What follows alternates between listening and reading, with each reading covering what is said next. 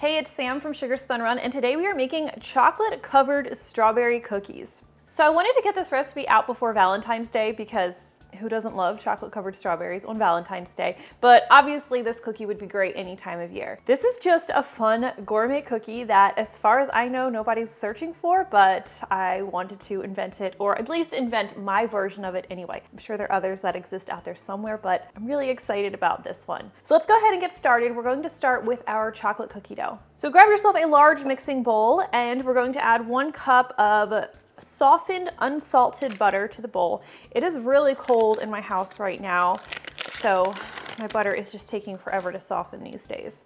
So this is 226 grams for those of you who don't use cups.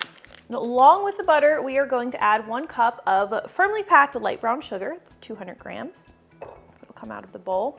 And a 1/2 cup or 100 grams of granulated sugar. Okay, now we're going to cream together the butter and the sugar until it's light and fluffy and well combined. This is going to take, I'd say, at least 2 minutes to cream everything together. As I do with most of my videos, I'm just going to be using an electric hand mixer today, but if you have a stand mixer, you could certainly use that with a paddle attachment instead. It's your call. All right, let's go ahead and get everything creamed. Oh, let's plug in first. Hold. I'm not gonna be able to mix without that. Okay, let's retry that. Now, not all of my cookie recipes call for creaming the butter in this way. In fact, I feel like most of them don't. But for this recipe, you do want to properly cream the butter and sugar. This is going to bring some air into the dough. It's going to help give you some structure, which in turn is going to give the cookies the proper texture and help keep them from spreading too much all over the baking sheet. This is a lighter cookie, and actually, if you've made my Devil's Food cookies that I shared recently, this base it might even be exactly the same. They're very similar, if not. It worked perfectly with the strawberry filling.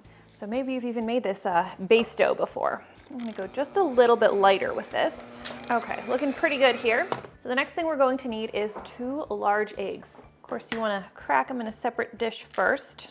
1 large egg, and these should ideally be room temperature. Egg number 2.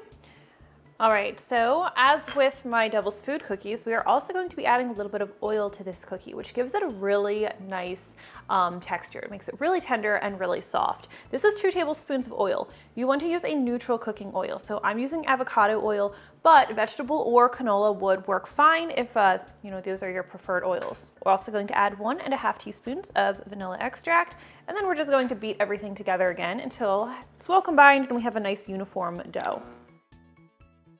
All right, now periodically scraping the sides and bottom of the bowl with a spatula is recommended, especially if you are using a stand mixer. I just want to take a peek, make sure everything is well combined. And once I'm happy with this, and I am, I'm just going to slide it out of the way and grab a separate bowl for my dry ingredients. So for this recipe, I am calling for cake flour, and that's not just because I want to be a pain and make you have to buy an extra box of flour at the grocery store. It's because this lighter, more finely milled flour is going to give your cookie a softer, more tender texture. Cake flour is not my recommendation for every recipe. Most of my recipes use all-purpose. I use this here because it really does make a difference in your the texture that you end up with here. I will include a note in the recipe if you are just like, I'm not buying cake flour, I have to make this, I'm snowed in, I can't get out, and I only have all-purpose and I want to make these. I'll put a note in the description in case you're in that situation, but you are going to get your best results if you use cake flour.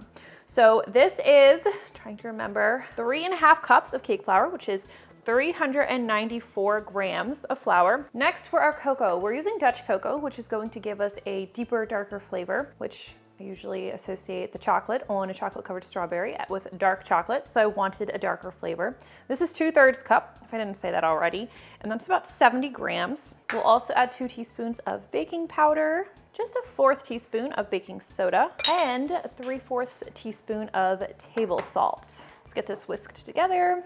My bowl's a little too small for my needs, which is always the case with me. I always make a mess.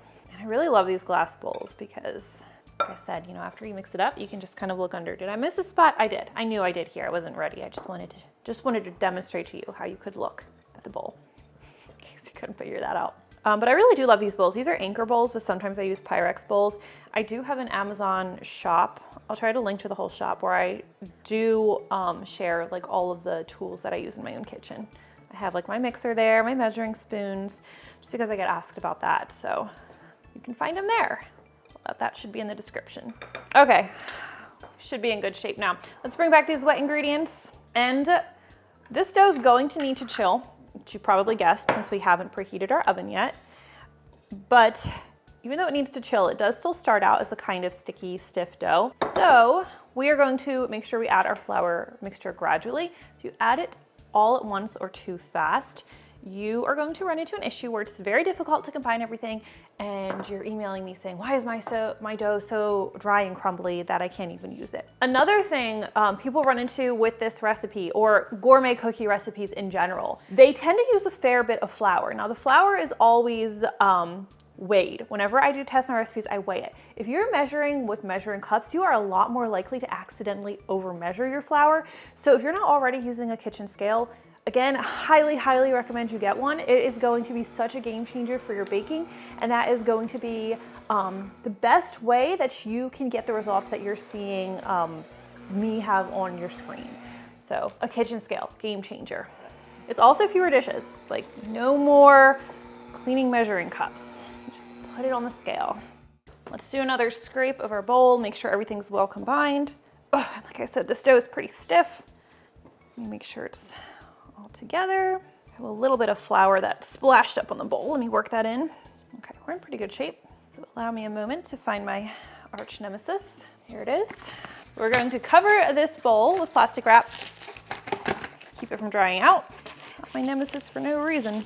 Okay, cover with plastic wrap. And this is going to go in the freezer where it needs, not the freezer, the fridge, where it's going to need to chill for at least 30 minutes. So I'm gonna pop this in no less than 30 minutes, and I'll be back in just a second, clean up my mess, and then we'll start making our strawberry filling. It's the fun part. Strawberry filling time. So even though I got out my super cute and beautiful strawberries, especially for this time of year, this filling is not made with fresh strawberries. We are instead going to be using freeze-dried strawberries. Trust me, you're going to get the best, most consistent, and most flavorful results with these. If you already have freeze-dried strawberry powder, you can use that, because what we're going to be doing is pulverizing freeze-dried strawberries into this super fine powder.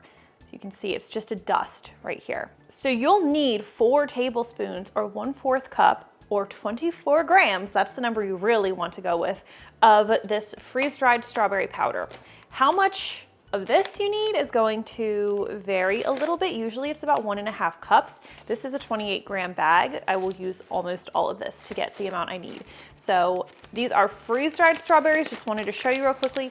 They are not dehydrated strawberries. That's a whole different thing. So you want these things that you break them and they snap and they will turn into dust if you crumble them. So if you don't already have your strawberries pulverized, you can just pop them in a food processor and blend them, or process them that way until you have a nice dust. It happens pretty quickly. Okay, but before we start using that powder, we are going to need some butter. Basically, we're making a very thick strawberry buttercream. It works so well with a cookie. So we need 1 stick, 1/2 cup, or 113 grams of softened butter. I'm using unsalted butter, and I will add a pinch of salt, but if you have salted butter, you could use that and just leave out the salt. Before I go any further, I want to use my electric mixer to beat up this butter until it's smooth and creamy. That's going to make it a lot easier to add the rest of my ingredients. So let's do this real fast. And now that that's nice and creamy, let me add my salt. This is just 1/8 teaspoon of salt. And my strawberry powder, I've already told you like a million times, this is 4 tablespoons, or 1/4 cup, or 24 grams. Let's stir this in. And this stuff is just so potent. Like I said, you're going to get a much better flavor here than if you used fresh strawberries. If you were like just dead set on using fresh strawberries, I would probably recommend you try making the filling that I use in my strawberry Pop-Tart cookies.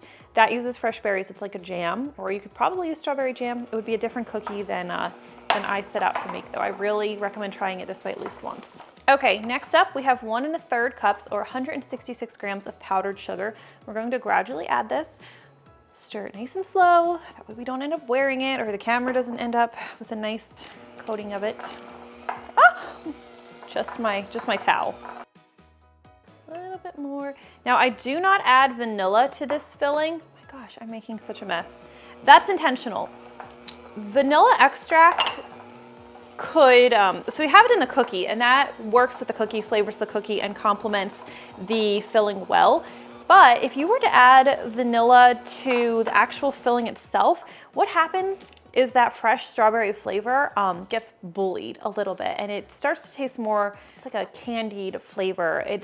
The vanilla really detracts from the fresh flavor of the strawberries. So that is why there's no vanilla in the filling. All right, last bit.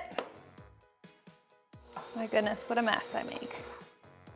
All right, we're in pretty good shape here. Let me just knock that filling out of my beaters. So we're gonna need all of this. For our filling, even though this is like a nice stiff frosting, in order for us to be able to handle it and stuff it inside our cookie dough the way we need to, we're going to need to freeze it. So we're going to dollop it and stick it in the freezer before we actually fill our cookies. I am using my 1 tablespoon size cookie scoop. You're going to want 1 tablespoon of frosting per cookie. So we'll scoop 1 tablespoon size scoops and that's about 14 grams per scoop. So let's go ahead, nice and level. Now we're going to get 19 nice thick cookies from this recipe, and you should get 19 dollops from this dough. If you have any left over, it should only be a really little bit. Now, after I finish scooping these are going to chill. They only need about 15 minutes in the freezer to chill. So by the time they're done chilling, your dough should have been in there for at least 30 minutes, and then we'll be ready to combine everything. We're almost there. I do need to scrape everything back together to make sure I get enough filling. 1 more scoop. I think I made mine a little bit heavy because I'm going to have to scrape my beaters, which I thought were going to be my snack, but okay, in order to get my 19th dollop. I actually love it when it works out this way because it means nothing was wasted. Look at that. Perfect. We don't waste butter and we don't waste strawberry filling. Okay, like I said, this is going to need to go into the freezer for 15 minutes, at least 15 minutes. Your dough needs at least 30 minutes, so that usually lines up pretty nicely. Once I put this in the freezer, I start preheating my oven to 350 degrees Fahrenheit or 175 Celsius because we'll need that to be nice and hot when we're ready to put our cookies together. Okay, I'll see you in 15 minutes. Okay, it's been 15 minutes, probably a little longer than that. So it's time to do some scooping. Assemble our cookies. So for the cookie dough, you're going to need 3 tablespoons of cookie dough per cookie. That is 58 grams per cookie. So I use my little 1.5 tablespoon scoop here and just do 2 level scoops. And that gives me the 3 tablespoons I'm looking for. So we'll take these 2 cookie dough balls, we'll roll them together. Then you're just going to use your thumb to make an indent into the center of the cookie. Take 1 of those strawberry dollops, press that in there, and form the cookie dough around that. Okay, so a couple important things you want to keep in mind. You want to try to center this filling as much as possible. So you don't want it like pressed up against the edge. You want to try to get it as nicely centered with an even layer of cookie dough around it as much as possible. Then we're going to roll it between our palms to make it nice and smooth. Ta-da! All right, let's do a couple of these.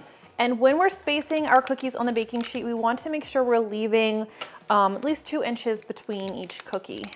And of course, between batches, if I don't form all of these right now, I'll put my cookie dough back in the fridge and the filling back in the freezer in between batches so that nothing gets too warm. Let me know what you guys think of these gourmet cookies I've been doing. And if you want to see more of them, or if you want to see something completely different. I kind of love cookies, so these have been a lot of fun for me. I want to make what you want to see. Okay, we'll take these over to our 350 degree Fahrenheit preheated oven. We're going to bake them in the center rack, and I find these cookies usually need to bake for about 11 to 12 minutes. You do want to take care not to overbake them. With a cookie this dark, it can be a little bit tricky to tell if it's finished baking. Sometimes they may still look very slightly underdone, but they'll usually finish baking all the way as they cool. If you overbake them, you're going to be able to tell once they cool completely because they'll be dry and crumbly and you'll be disappointed. But unfortunately, that is almost always a sign they were overbaked. Another way you can look to tell that they're done is sometimes the very edges will begin to very slightly crack. That can be a good indicator that they are finished baking and you should pull them out of the oven. Now we're going to let these cookies cool on the baking sheet for at least like 10-15 minutes, or let them cool completely before you remove them to a cooling rack. They're going to be super fragile while they're warm. You don't want them to fall apart on you. So once they're cooled, we can make our ganache toppings. Let's talk about that. So we are calling these chocolate covered strawberry cookies, so I felt like they needed a nice chocolate coating on top. We're going to do like an extra thick and fudgy ganache. Also the same topping I used on my Devil's Food cookie. It just worked really well here. So for starters, you're going to need a cup or 170 grams of either semi-sweet or dark chocolate chips, or you can use couverture chocolate, which is like my favorite thing to use these days, and that's what I'm using here. So I'm going to put this in a heat-proof bowl, one that's a little bit larger so it can fit the cream. And I'm also going to add 1/4 cup or 60 milliliters of heavy cream. Double cream, whipping cream, any of those will work. Okay, so we're just making like I said, a really fudgy ganache. Now you could do this on the stovetop if you wanted. The way you would do that is you wouldn't mix the cream and chocolate. You would take the chocolate, you would bring the cream, warm it until it's steaming, and then pour it over, let it sit 5 minutes, then stir it. I'm just going to use the microwave. The ganache, it's just faster and easier that way for me.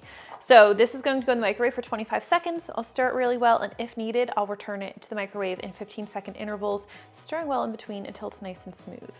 Use my little baby whisk here. All right, once that ganache is ready, you can decorate your cookies. You want your cookies to be cool too. Don't add the ganache while they are hot still. So these cookies have cooled. They're no longer warm to the touch, so I'm just going to go ahead and decorate them. Really easy. I find I use about 2 teaspoons of ganache per cookie, about. Just do a nice little swirl on top. And that's it. And I'm betting you would probably like to see what one of these looks like cut into. So really you should wait for the ganache to firm up, which can take like 30 minutes or even longer. But I'll just jump in and get a little messy and see how it looks. That way you could get a good peek at the center. And the ganache is a little bit messy, not gonna lie, but there you go.